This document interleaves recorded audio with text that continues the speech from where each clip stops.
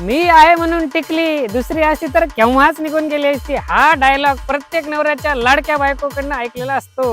अगं तू cold coffee वाली आहे, सांगतो टपरीच्या कटिंग चहावाला आहे, तू कशी टिकणार बाई?